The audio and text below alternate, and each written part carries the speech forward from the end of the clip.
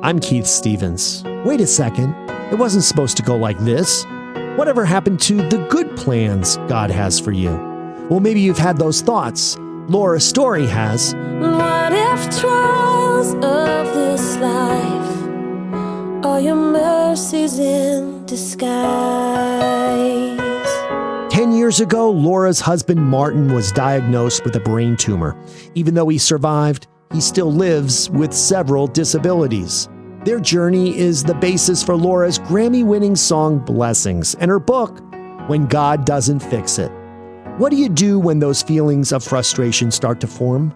The disappointment that I had, I did a great job of bottling that up and just pressing it down within me.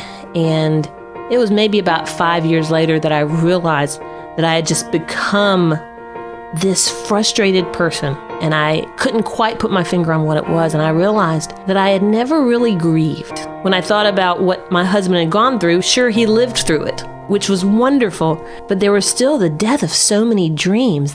So meeting with, whether it was counselors or just people from my church who really allowed me to talk through it and to process loss and process disappointment, that was really helpful to me.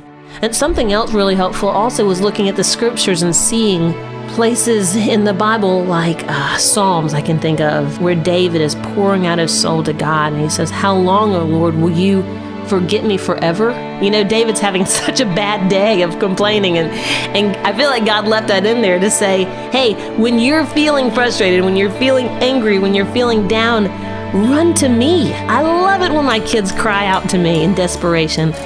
But one thing I love about even in David's mourning, he doesn't stay there. David kind of turns it and says, okay, I can look back on my life and look back on your track record of faithfulness in my life, and I'm going to choose to bless your name because of it.